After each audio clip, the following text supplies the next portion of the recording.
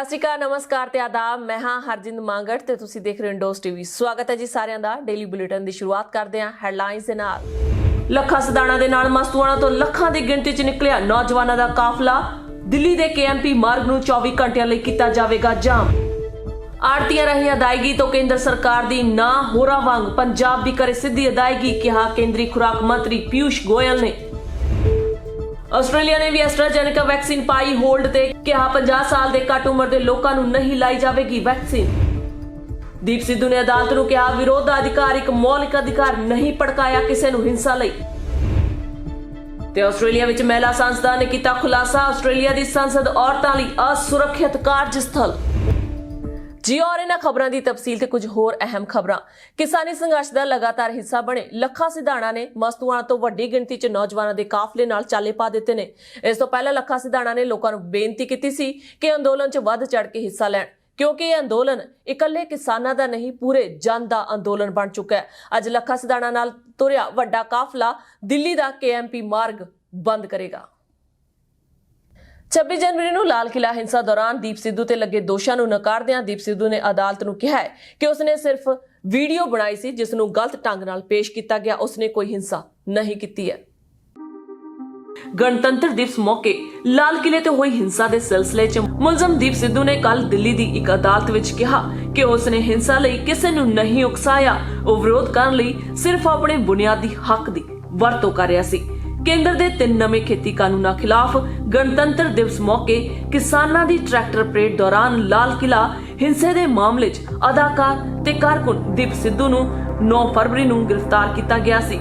ਉਹਨਾਂ ਦੇ ਵਕੀਲ ਨੇ ਵਿਸ਼ੇਸ਼ ਜੱਜ ਨੀਲੋਫਰ ਆਬਿਦਾ ਪਰਵੀਨ ਨੂੰ ਦੱਸਿਆ ਕਿ ਸਿੱਧੂ ਭੀੜ ਨੂੰ ਸ਼ਾਂਤ ਕਰਨ 'ਚ ਪੁਲਿਸ ਦੀ ਮਦਦ ਕਰ ਰਿਹਾ ਸੀ ਅਤੇ ਲੋਕਾਂ ਨੂੰ ਲਾਲ ਕਿਲੇ ਤੋਂ ਹੇਠਾਂ ਉਤਰਨ ਨੂੰ ਕਹਿ ਰਿਹਾ ਸੀ। ਸਿੱਧੂ ਨੇ ਕਿਹਾ ਕਿ ਸਾਜ਼ਿਸ਼ ਦਾ ਕੋਈ ਸਵਾਲ ਹੀ ਨਹੀਂ ਹੈ, ਮੈਂ ਇੱਕ ਮਸ਼ਹੂਰ ਚਿਹਰਾ ਹਾਂ, ਮੈਂ ਗਲਤ ਸਮੇਂ ਤੇ ਗਲਤ ਥਾਂ ਤੇ ਸੀ, ਮੈਂ ਸ਼ਾਂਤੀਪੂਰਵਕ ਢੰਗ ਨਾਲ ਵਿਰੋਧ ਲਈ ਉੱਥੇ ਗਿਆ ਸੀ।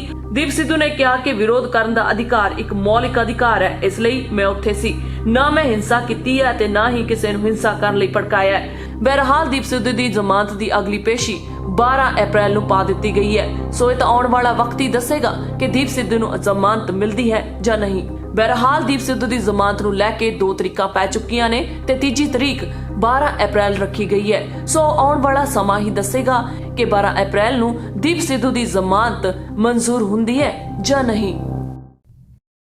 ਆੜਤੀਆਂ ਰਾਹੀਂ ਅਦਾਇਗੀ ਤੋਂ ਕੇਂਦਰ ਸਰਕਾਰ ਨੇ ਕੋਰੀ ਨਾ ਕਰ ਦਿੱਤੀ ਹੈ। ਆੜਤੀਆਂ ਜ਼ਰੀਏ ਅਦਾਇਗੀ ਖੁਦ ਜਿਣਸ ਖਰੀਦ ਦੇ ਪ੍ਰਬੰਧਾਂ ਦੀ ਸਲਾਹ ਦਿੱਤੀ ਗਈ ਹੈ।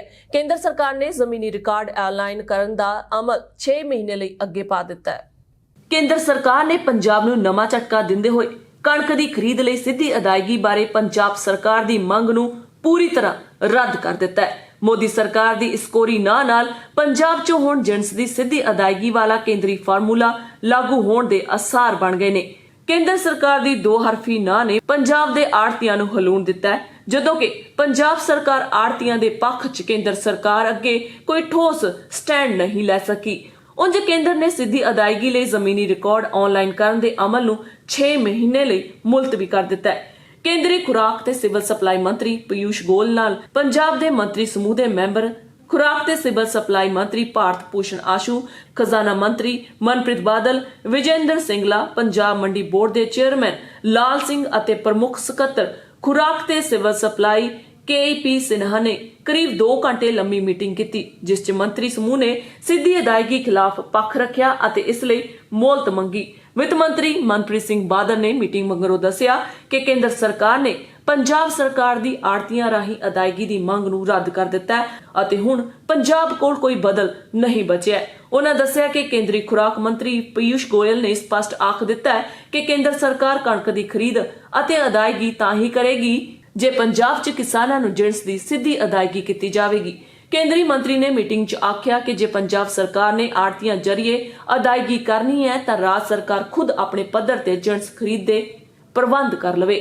ਮਨਪ੍ਰੀਤ ਬਾਦਲ ਨੇ ਦੱਸਿਆ ਕਿ ਹੁਣ ਉਹਨਾਂ ਕੋਲ ਕੋਈ ਚਾਰਾ ਨਹੀਂ ਬਚਿਆ। ਖੁਰਾਕ ਤੇ ਸਿਵਲ ਸਪਲਾਈ ਮੰਤਰੀ ਭਾਰਤ ਭੂਸ਼ਣ ਆਸ਼ੂ ਨੇ ਦੱਸਿਆ ਕਿ ਕੇਂਦਰੀ ਮੰਤਰੀ ਪੀयूष गोयल ਨਾਲ ਸੁਖਾਵੇਂ ਮਾਹੌਲ ਵਿੱਚ ਕਣਕ ਦੀ ਖਰੀਦ ਸੰਬੰਧੀ ਚਰਚਾ ਹੋਈ ਅਤੇ ਕੇਂਦਰ ਸਰਕਾਰ ਨੇ ਪੰਜਾਬ ਦੇ ਲੈਂਡ ਰਿਕਾਰਡ ਨੂੰ ਆਨਲਾਈਨ ਕਰਨ ਦਾ ਫੈਸਲਾ 6 ਮਹੀਨੇ ਲਈ ਟਾਲ ਦਿੱਤਾ ਹੈ। ਉਹਨਾਂ ਦੱਸਿਆ ਕਿ ਮੀਟਿੰਗ 'ਚ ਵਫਦ ਵੱਲੋਂ ਸਿੱਧੀ ਅਦਾਇਗੀ ਲੈਂਡ ਰਿਕਾਰਡ ਨੂੰ ਆਨਲਾਈਨ ਕਰਨ, ਦਿਹਾਤੀ ਵਿਕਾਸ ਫੰਡ ਦੀ ਕੇਂਦਰ ਸਰਕਾਰ ਵੱਲੋਂ ਖੜੀ ਬਕਾਇਆ ਰਾਸ਼ੀ ਨੂੰ ਜਲਦ ਜਾਰੀ ਕਰਨ ਅਤੇ ਪੰਜਾਬ ਦੇ ਗੋਦਾਮਾਂ ਵਿੱਚੋਂ ਅਨਾਜ ਦੀ ਜਲਦ ਚੁਕਾਈ ਕਰਨ ਬਾਰੇ ਚਰਚਾ ਕੀਤੀ ਗਈ।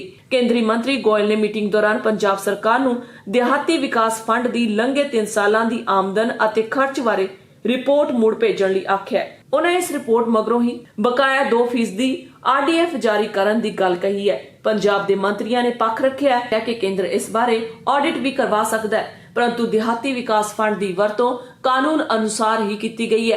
केंद्रीय मंत्री ने मीटिंग दौरान पंजाब की वख-वख हैडां तहत केंद्र वालों बकाया राशि नूं जल्द जारी करन दा भी भरोसा दिता। पता लगा कि पंजाब सरकार हुण आड़तियां सामने सीधी अदायगी दे बदल विच कोई वित्ती सुरक्षा दा फार्मूला रखेगी।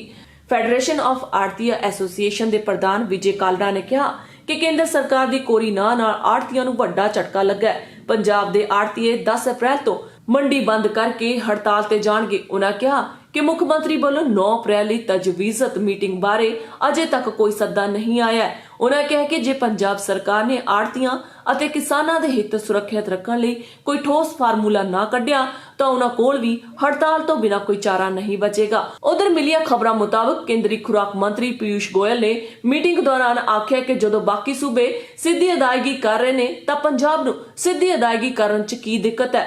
ਪੀਯੂਸ਼ ਗੋਇਲ ਨੇ ਪੰਜਾਬ ਨੂੰ ਹੁਣ ਹੋਰ ਮੋਹਲਤ ਦੇਣ ਤੋਂ ਇਨਕਾਰ ਕਰ ਦਿੱਤਾ ਹੈ। ਇਹ ਵੀ ਪਤਾ ਲੱਗਾ ਕਿ ਪੰਜਾਬ ਦੇ ਮੰਤਰੀ ਸਮੂਹ ਨੇ ਕੇਂਦਰੀ ਮੰਤਰੀ ਅੱਗੇ ਸਿੱਧੀ ਅਦਾਇਗੀ ਨੂੰ ਕਿਸਾਨਾਂ ਦੀ ਮਰਜ਼ੀ ਤੇ ਛੱਡ ਦੇਣ ਦਾ ਬਦਲ ਵੀ ਰੱਖਿਆ। ਕੇਂਦਰ ਸਰਕਾਰ ਨੇ ਹਾਲਾਂਕਿ ਇਸ ਸੁਝਾਅ ਨੂੰ ਮੰਨਣ ਤੋਂ ਵੀ ਇਨਕਾਰ ਕਰ ਦਿੱਤਾ। लॉकडाउन लगन के डरों प्रवासी मजदूरों ने घर वापसी करनी शुरू कर दी है, जिस कारण कणक की कटाई लिए किसान काफी परेशान नजर आ रहे हैं। किसानों दी मुश्किलां हर रोज वधदियां ही नजर आ रही ने। वाढी के समय मजदूरों का ना होना किसानों लई चिंता बनी हुई है। लॉकडाउन लगन के खदशे कारण प्रवासी मजदूरों ने घर वापसी शुरू कर दी है। इस कारण कणक की कटाई लिए किसान काफी परेशान नजर आ रहे हैं। फैक्ट्री मालक भी मजदूरों की घाट महसूस करन लग पे ने। ਦੁਆਬਾ ਇਲਾਕੇ ਵਿੱਚ ਜ਼ਿਆਦਾਤਰ ਕਣਕ ਦੀ ਕਟਾਈ ਕੰਬਾਈਨਾਂ ਨਾਲ ਕੀਤੀ ਜਾਂਦੀ ਹੈ, ਪਰ ਫਸਲ ਦੀ ਸੰਭਾਲ ਅਤੇ ਮੰਡੀਆਂ ਤੱਕ ਲੈ ਕੇ ਜਾਣ ਲਈ ਪ੍ਰਵਾਸੀ ਮਜ਼ਦੂਰ ਹੀ ਕੰਮ ਆਉਂਦੇ ਨੇ। ਪਿੰਡ ਜਗਨਪੁਰ ਤੋਂ ਆਪਣੇ ਘਰ ਜਾ ਰਹੇ ਪ੍ਰਵਾਸੀ ਮਜ਼ਦੂਰਾਂ ਨੇ ਦੱਸਿਆ ਕਿ ਪਿਛਲੇ ਸਾਲ ਲਾਕਡਾਊਨ ਲੱਗਣ ਤੇ ਆਵਾਜਾਈ ਬੰਦ ਹੋ ਗਈ ਸੀ ਅਤੇ ਉਹ ਆਪਣੇ ਘਰ ਨਹੀਂ ਜਾ ਸਕੇ ਸਨ। ਇਸ ਕਾਰਨ ਉਹਨਾਂ ਦੇ ਪਰਿਵਾਰਕ ਮੈਂਬਰਾਂ ਨੂੰ ਆਰਥਿਕ ਤੰਗੀ ਦੇ ਨਾਲ-ਨਾਲ ਮਾਨਸਿਕ ਪਰੇਸ਼ਾਨੀ ਦਾ ਵੀ ਸਾਹਮਣਾ ਕਰਨਾ ਪਿਆ ਸੀ। ਜਲੰਧਰ ਰੇਲਵੇ ਸਟੇਸ਼ਨ ਤੋਂ ਆਪਣੇ ਜੱਦੀ ਪਿੰਡਾਂ ਲਈ ਰੇਲ ਫੜਨ ਆਏ ਮਜ਼ਦੂਰ ਨੇ ਦੱਸਿਆ ਕਿ ਪੰਜਾਬ ਅਤੇ ਹੋਰ ਥਾਵਾਂ ਤੇ ਲੱਗ ਰਹੇ ਰਾਤ ਦੇ ਕਰਫਿਊ ਅਤੇ ਹੋਰ ਪਾਬੰਦੀਆਂ ਤੋਂ ਜਾਪ ਰਿਹਾ ਹੈ ਕਿ ਸ਼ਾਇਦ ਛੇਤੀ ਲਾਕਡਾਊਨ ਲੱਗ ਸਕਦਾ ਹੈ। ਉਹ ਨਹੀਂ ਚਾਹੁੰਦੇ ਕਿ ਉਹ ਆਪਣੇ ਪਰਿਵਾਰਕ ਮੈਂਬਰਾਂ ਤੋਂ ਦੂਰ ਰਹਿਣ। ਉਧਰ ਇੱਕ ਕਿਸਾਨ ਨੇ ਕਿਹਾ ਕਿ ਕਾਫੀ ਪ੍ਰਵਾਸੀ ਮਜ਼ਦੂਰ ਪੰਜਾਬ ਤੋਂ ਵਾਪਸ ਜਾ ਰਹੇ ਨੇ, ਜਿਸ ਦਾ ਅਸਰ ਕਣਕ ਦੀ ਕਟਾਈ ਤੇ ਪਵੇਗਾ। ਜਲੰਧਰ ਸਥਿਤ ਰਬੜ ਫੈਕਟਰੀ ਮਾਲਕ ਰਾਕੇਸ਼ ਕੁਮਾਰ ਨੇ ਦੱਸਿਆ ਕਿ ਪ੍ਰਵਾਸੀ ਮਜ਼ਦੂਰ ਆਪਣੇ ਜੱਦੀ ਪਿੰਡਾਂ ਨੂੰ ਪਰਤਣ ਦੀ ਅੜੀ ਕਰ ਰਹੇ ਨੇ, ਪਰ ਰੇਲ ਗੱਡੀਆਂ ਵਿੱਚ ਟਿਕਟਾਂ ਨਾ ਮਿਲਣ ਅਤੇ ਯੂਪੀ ਬਿਹਾਰ ਨੂੰ ਜਾਣ ਵਾਲੀਆਂ ਨਿੱਜੀ ਬੱਸਾਂ ਵਿੱਚ ਵੀ ਸੀਟਾਂ ਨਾ ਮਿਲਣ ਕਾਰਨ ਉਹ ਇੱਥੇ ਰੁਕੇ ਹੋਏ ਨੇ। ਬਹਰਹਾਲ ਭਾਰਤ ਦੇ ਵਿੱਚ ਜਿਵੇਂ ਹੀ ਕੋਵਿਡ-19 ਦੀ ਸਿਚੁਏਸ਼ਨ ਫੈਲੀ ਸੀ ਤੇ ਲਾਕਡਾਊਨ ਲੱਗਣ ਕਾਰਨ ਲੱਖਾਂ ਹੀ ਮਜ਼ਦੂਰ ਆਪਣੇ ਘਰਾਂ ਨੂੰ ਪੈਦਲ ਜਾਣ ਲਈ ਮਜਬੂਰ ਹੋ ਗਏ ਸਨ। ਹੁਣ ਪੰਜਾਬ ਦੇ ਵਿੱਚ ਫਿਰ ਤੋਂ ਰਾਤਰੀ ਲਾਕਡਾਊਨ ਲੱਗਣ ਕਾਰਨ ਮਜ਼ਦੂਰਾਂ ਨੂੰ ਚਿੰਤਾ ਬਣ ਗਈ ਹੈ, ਪਰ ਇਸ ਦੇ ਨਾਲ ਹੀ ਕਿਸਾਨਾਂ ਦੀਆਂ ਚਿੰਤਾਵਾਂ ਹੋਰ ਵੀ ਵਧਦੀਆਂ ਨਜ਼ਰ ਆ ਰਹੀਆਂ ਨੇ, ਕਿਉਂਕਿ ਕਣਕ ਦੀ ਕਟਾਈ ਦਾ ਸੀਜ਼ਨ ਸ਼ੁਰੂ ਹੋ ਚੁੱਕਿਆ ਹੈ ਅਤੇ ਮਜ਼ਦੂਰਾਂ ਦੀ ਸਖਤ ਲੋੜ ਹੈ। ਆਸਟ੍ਰੇਲੀਆ ਵਿੱਚ ਹਜ਼ਾਰਾਂ ਔਰਤਾਂ ਅਸੁਰੱਖਿਅਤ ਕਾਰਜ ਸਥਲ ਤੇ ਮੁੱਦੇ ਦੇ ਸੜਕਾਂ ਉੱਤੇ ਉਤਰ ਆਈਆਂ ਨੇ। ਇਹਨਾਂ ਵਿੱਚ ਸ਼ਾਮਲ ਕਈ ਮਹਿਲਾ ਸਾਂਸਦਾਂ ਨੇ ਦੋਸ਼ ਲਗਾਇਆ ਕਿ ਸੰਸਦ ਵਿੱਚ ਪੁਰਸ਼ ਖੁਦ ਨੂੰ ਰਾਜਾ ਸਮਝ ਕੇ ਉਹਨਾਂ ਨਾਲ ਜਿਨਸੀ ਬਦਸਲੂਕੀ ਕਰਦੇ ਆਏ ਨੇ। ਉਹਨਾਂ ਮੁਤਾਬਕ ਕਿਸੇ ਨਾ ਕਿਸੇ ਨੇਤਾ ਅਧਿਕਾਰੀ ਨੇ ਜ਼ਬਰਦਸਤੀ ਉਹਨਾਂ ਨੂੰ ਛੂਹਿਆ ਤਾਂ ਕਿਸੇ ਨੇ ਅਪਮਾਨ ਕੀਤਾ। ਕਈਆਂ ਨੇ ਤਾਂ ਸੰਸਦ ਨੂੰ ਸਭ ਤੋਂ ਅਸੁਰੱਖਿਅਤ ਕਾਰਜ ਸਥਲ ਦੱਸਿਆ।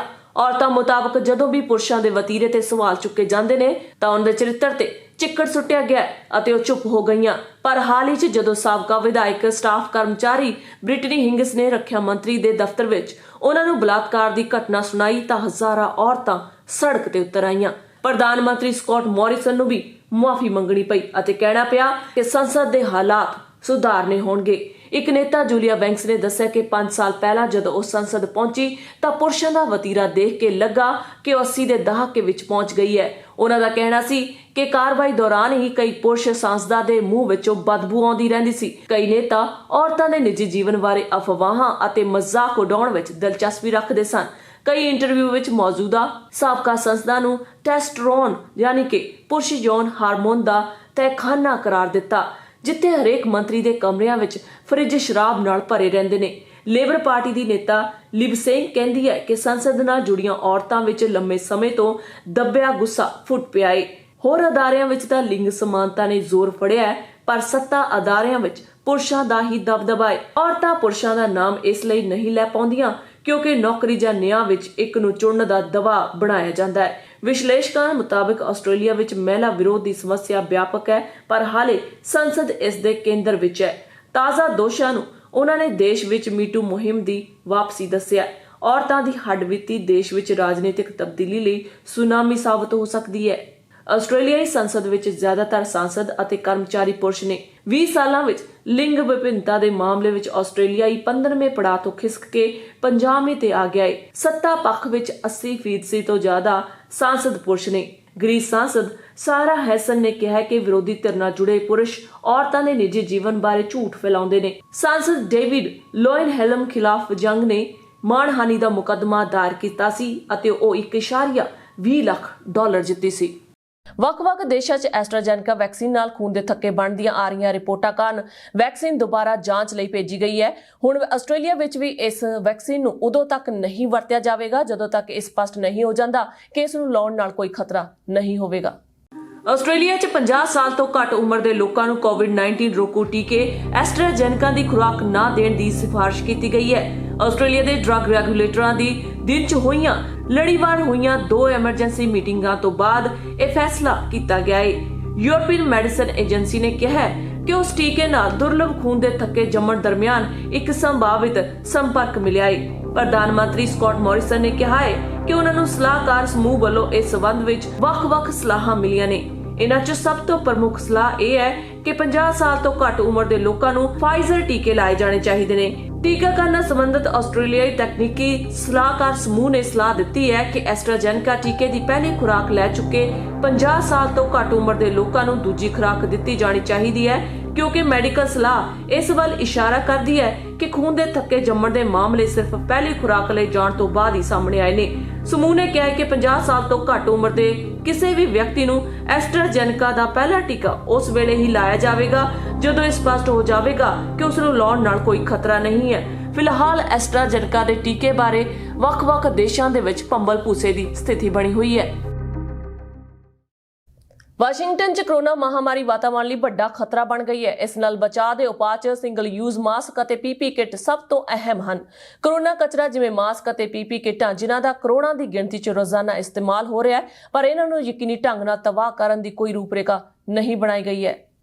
ਖਰਾਬ ਹੋ ਚੁੱਕੇ ਮਾਸਕ ਦੁਨੀਆ ਭਰ 'ਚ ਜ਼ਮੀਨ, ਸਮੁੰਦਰ ਅਤੇ ਨਦੀਆਂ ਲਈ ਖਤਰਾ ਬਣ ਗਏ ਨੇ। ਇਹਨਾਂ ਨੂੰ ਮੈਡੀਕਲ ਰਹਿੰਦ ਖੂੰਹਦ ਵਜੋਂ ਤਬਾਹ ਕਰਨ ਦੀ ਥਾਂ ਇੱਧਰ ਉੱਧਰ ਸੁੱਟਿਆ ਜਾ ਰਿਹਾ ਹੈ। ਅਮਰੀਕਾ, ਬ੍ਰਿਟੇਨ, ਹਾਂਗਕਾਂਗ ਦੇ ਸਮੁੰਦਰ ਤੱਟਾਂ ਤੇ ਸੁੱਟੇ ਗਏ ਮਾਸਕ ਅਤੇ ਦਸਤਾਨਿਆਂ ਦਾ ਢੇਰ ਲੱਗ ਗਿਆ ਹੈ। ਪਿਛਲੇ ਸਾਲ ਨਿਊ ਜਰਸੀ ਤੋਂ ਲੈ ਕੇ ਕੈਰੋਲੀਆ ਦੇ ਤੱਟ ਤੱਕ ਅਤੇ ਬ੍ਰਿਟੇਨ ਤੋਂ ਲੈ ਕੇ ਹਾਂਗਕਾਂਗ ਦੇ ਸਮੁੰਦਰ ਤੱਟ ਤੱਕ ਕੋਰੋਨਾ ਤੋਂ ਬਚਾਅ ਲਈ ਇਸਤੇਮਾਲ ਕੀਤੇ ਗਏ ਨਿੱਜੀ ਉਪਕਰਨਾਂ ਨੂੰ ਸੁੱਟਿਆ ਗਿਆ ਹੈ। ਬੁੱਧਵਾਰ ਨੂੰ ਨਿਊ ਜਰਸੀ ਦੇ Clean Ocean Action environment group ਨੇ ਉਹਨਾਂ ਵਸਤਾਂ ਦੀ ਸਾਲਾਨਾ ਸੂਚੀ ਜਾਰੀ ਕੀਤੀ ਹੈ ਜਿਨ੍ਹਾਂ ਨੂੰ ਪਲਾਸਟਿਕ, ਸਿਗਰਟ ਦੇ ਟੁਕੜੇ ਅਤੇ ਖਾਣ ਪੀਣ ਦੇ ਪੈਕ ਸਮਾਨ ਦੇ ਕਚਰੇ ਤੋਂ ਇਲਾਵਾ ਮਾਸਕ ਅਤੇ ਦਸਤਾਨੇ ਵੀ ਜੁੜ ਗਏ ਨੇ।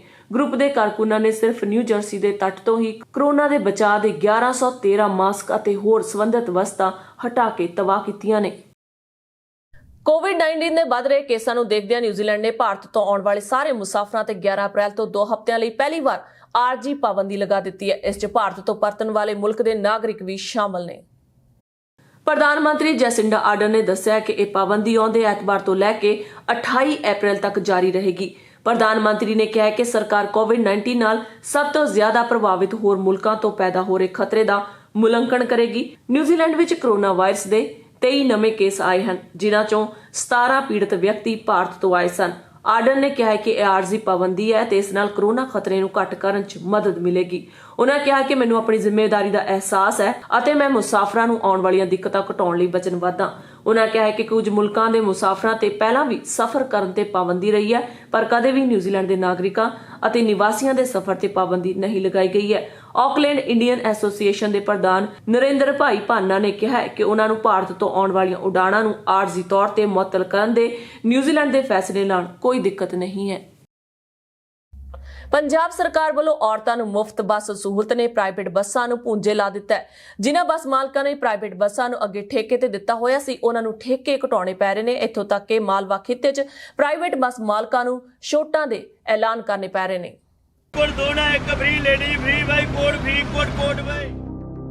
ਮੁਫਤ ਬੱਸ ਸਫ਼ਰ ਨਾਲ ਪ੍ਰਾਈਵੇਟ ਬੱਸਾਂ ਵਿੱਚ ਇੱਕ ਨਾਲ ਇੱਕ ਸਵਾਰੀ ਮੁਫਤ ਦੇਣ ਦੀ ਤਜਵੀਜ਼ ਕੀਤੀ ਗਈ ਹੈ। ਜੀ ਹਾਂ, ਪੰਜਾਬ ਸਰਕਾਰ ਦੀ ਔਰਤਾਂ ਨੂੰ ਮੁਫਤ ਬੱਸ ਸਹੂਲਤ ਨੇ ਪ੍ਰਾਈਵੇਟ ਬੱਸਾਂ ਨੂੰ ਪੂੰਝੇ ਲਾ ਦਿੱਤਾ ਹੈ। ਜਿਨ੍ਹਾਂ ਬੱਸ ਮਾਲਕਾਂ ਨੇ ਪ੍ਰਾਈਵੇਟ ਬੱਸਾਂ ਨੂੰ ਅੱਗੇ ਠੇਕੇ ਤੇ ਦਿੱਤਾ ਹੋਇਆ ਸੀ, ਉਹਨਾਂ ਨੂੰ ਠੇਕੇ ਘਟਾਉਣੇ ਪੈ ਰਹੇ ਨੇ। ਇੱਥੋਂ ਤੱਕ ਕਿ ਮਾਲਵਾ ਖਿੱਤੇ 'ਚ ਪ੍ਰਾਈਵੇਟ ਬੱਸਾਂ ਨੂੰ ਛੋਟਾਂ ਦੇ ਐਲਾਨ ਕਰਨੇ ਪੈ ਰਹੇ ਨੇ। ਦੂਸਰੀ ਤਰਫ ਸਰਕਾਰੀ ਬੱਸਾਂ 'ਚ ਹੁਣ ਪੈਰ ਧਰਨ ਨੂੰ ਥਾਂ ਨਹੀਂ ਬਚੀ ਹੈ, ਜਿਨ੍ਹਾਂ 'ਚ ਰੋਜ਼ਾਨਾ ਮਹਿਲਾ ਮੁਸਾਫਰਾਂ ਦੀ ਗਿਣਤੀ ਵੱਧ ਰਹੀ ਹੈ। ਦੱਸ ਦਈਏ ਕਿ ਪੰਜਾਬ ਰੋਡਵੇਜ਼ ਦੀਆਂ ਬੱਸਾਂ 'ਚ 5 ਦਿਨਾਂ ਵਿੱਚ ਮਹਿਲਾ ਮੁਸਾਫਰਾਂ ਦਾ ਅੰਕੜਾ 5 ਗੁਣਾ ਵੱਧ ਗਿਆ ਹੈ। ਰੋਡਵੇਜ਼ ਦੇ ਪੱਟੀ ਅਤੇ ਤਰਨਤਾਰਨ ਡਿਪੂ 'ਚ ਤਾਂ ਮਹਿਲਾ ਮੁਸਾਫਰਾਂ ਦੀ ਗਿਣਤੀ 70% ਤੱਕ ਪੁੱਜ ਗਈ ਹੈ। ਰੋਡਵੇਜ਼ ਦੇ 1.5 ਦਰਜਨ ਡਿਪੂ ਦੀਆਂ 919 ਬੱਸਾਂ ਵਿੱਚ 1 ਅਪ੍ਰੈਲ ਨੂੰ 15,076 ਔਰਤਾਂ ਨੇ ਸਫ਼ਰ ਕੀਤਾ ਸੀ, ਜਦੋਂ ਕਿ 4 ਦਿਨਾਂ ਮਗਰੋਂ ਇੱਕੋ ਦਿਨ 'ਚ ਇਹਨਾਂ ਬੱਸਾਂ 'ਚ 35,000 ਔਰਤਾਂ ਨੇ ਸਫ਼ਰ ਕੀਤਾ। ਪੰਜਾਬ ਰੋਡਵੇਜ਼ ਦੀ ਰੋਜ਼ਾਨਾ ਆਮਦਨੀ ਨੂੰ 25 ਤੋਂ 30% ਦੀ ਸੱਟ ਵੱਜ ਗਈ ਹੈ। ਇਸੇ ਤਰ੍ਹਾਂ ਪੀਆਰਟੀਸੀ ਰੋਜ਼ਾਨਾ 55 ਲੱਖ ਔਰਤਾਂ ਸਫ਼ਰ ਕਰਨ ਲੱਗੀਆਂ ਨੇ, ਜਦੋਂ ਕਿ ਪਹਿਲਾਂ ਸਿਰਫ 40% ਦੀ ਔਰਤਾਂ ਹੁੰਦੀਆਂ ਸਨ। ਮੁਸਾਫਰ ਔਰਤਾਂ ਦੀ ਗਿਣਤੀ 'ਚ 15 ਤੋਂ 20% ਦੀ ਵਾਧਾ ਹੋਇਆ ਹੈ। ਪੀਆਰਟੀਸੀ ਨੂੰ ਮਹੀਨਾ ਪ੍ਰਤੀ 18 ਕਰੋੜ ਦਾ ਵਿੱਤੀ ਨੁਕਸਾਨ ਵੀ ਹੋਣ ਲੱਗਾ ਹੈ। ਚੇਤੇ ਰਹੇ ਕਿ ਪੰਜਾਬ ਸਰਕਾਰ ਵੱਲੋਂ 1 ਅਪ੍ਰੈਲ ਤੋਂ ਪੰਜਾਬ 'ਚ ਔਰਤਾਂ ਨੂੰ ਮੁਫਤ ਸਫ਼ਰ ਸਹੂਲਤ ਦਿੱਤੀ ਗਈ ਹੈ। ਮੁੱਖ ਮੰਤਰੀ ਅਮਰਿੰਦਰ ਸਿੰਘ ਨੇ ਤਾਂ ਪ੍ਰਾਈਵੇਟ ਬੱਸ ਮਾਲਕਾਂ ਨੂੰ ਵੀ ਔਰਤਾਂ ਨੂੰ ਬੱਸਾਂ ਵਿੱਚ ਛੋਟ ਦੇਣ ਦੀ ਅਪੀਲ ਕੀਤੀ ਸੀ। ਬਠਿੰਡਾ ਅੰਮ੍ਰਿਤਸਰ ਰੂਟ ਤੇ ਇੱਕ ਪ੍ਰਾਈਵੇਟ ਟਰਾਂਸਪੋਰਟਰ ਨੇ ਕਿਰਾਏ ਵਿੱਚ 15 ਤੋਂ 20% ਦੀ ਛੋਟ ਦੇਣੀ ਸ਼ੁਰੂ ਕਰ ਦਿੱਤੀ ਹੈ। ਬਠਿੰਡਾ ਤੋਂ ਚੱਲਦੀ ਇੱਕ ਪ੍ਰਾਈਵੇਟ ਟਰਾਂਸਪੋਰਟ ਵੱਲੋਂ 2 ਸਵਾਰੀਆਂ ਨਾਲ ਇੱਕ ਸਵਾਰੀ ਦਾ ਮੁਫਤ ਸਫ਼ਰ ਲਿਜਾਣ ਦਾ ਐਲਾਨ ਕਰ ਦਿੱਤਾ ਗਿਆ ਹੈ।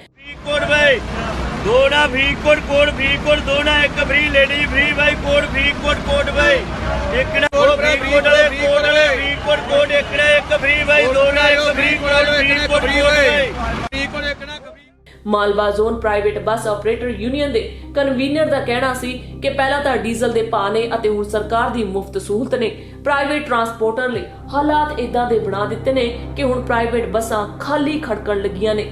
ਮਿੰਨੀ ਬੱਸ ਆਪਰੇਟਰ ਯੂਨੀਅਨ ਦੇ ਮਾਲਕ ਦਾ ਕਹਿਣਾ ਸੀ ਕਿ ਸੰਪਰਕ ਸੜਕਾਂ ਦੀ ਮਹਿਲਾ ਸਵਾਰੀ ਵੀ ਹੁਣ ਮੁੱਖ ਮਾਰਗ ਤੇ ਹੀ ਉਤਰ ਜਾਂਦੀ ਹੈ, ਜਿੱਥੇ ਉਹ ਅੱਗਿਓਂ ਸਰਕਾਰੀ ਬੱਸ ਉਡੀਕਦੀ ਹੈ। ਇੱਕ ਘਰਾਣੇ ਦੀ ਏਸੀ ਬੱਸ ਸੇਵਾ ਦੇ ਠੇਕੇਦਾਰ ਦੇ ਹੱਥ ਖੜੇ ਹੋ ਗਏ ਨੇ, ਜਿਸ ਮਗਰੋਂ ਬੱਸ ਮਾਲਕਾਂ ਨੂੰ ਠੇਕੇ 'ਚ ਕਰੀਬ 3000 ਰੁਪਏ ਦੀ ਕਟੌਤੀ ਕਰਨੀ ਪਈ ਹੈ। ਸਮਾਲ ਸਕੇਲ ਬੱਸ ਆਪਰੇਟਰ ਯੂਨੀਅਨ ਲੁਧਿਆਣਾ ਦੇ ਸਕੱਤਰ ਨੇ ਕਿਹਾ ਕਿ ਜਿਨ੍ਹਾਂ ਰੂਟਾਂ ਤੇ ਸਰਕਾਰੀ ਬੱਸ ਸਰਵਿਸ ਜ਼ਿਆਦਾ ਹੁੰਦੀ ਹੈ, ਉਹਨਾਂ ਰੂਟਾਂ ਤੇ ਪ੍ਰਾਈਵੇਟ ਬੱਸ ਸਰਵਿਸ ਨੂੰ ਵੱਡਾ ਧੱਕਾ ਲੱਗਾ ਹੈ। ਉਹਨਾਂ ਦੱਸਿਆ ਕਿ ਲੁਧਿਆਣਾ ਪਠਾਨਕੋਟ ਰੂਟ ਤੇ ਜੋ ਬੱਸਾਂ ਠੇਕੇਦਾਰ ਚਲਾ ਰਹੇ ਸਨ, ਉਹਨਾਂ ਦੇ ਠੇਕੇ 'ਚ ਬੱਸ ਮਾਲਕਾਂ ਨੂੰ ਕਰੀਬ 3000 ਰੁਪਏ ਦੀ ਪ੍ਰਤੀ ਦਿਨ ਕਟੌਤੀ ਕਰਨੀ ਪਈ ਹੈ। ਮੁਕਤਸਰ ਤੋਂ ਮੋਹਾਲੀ ਰੂਟ ਤੇ ਠੇਕੇ 'ਚ 2000 ਦੀ ਕਟੌਤੀ ਹੋਈ ਹੈ।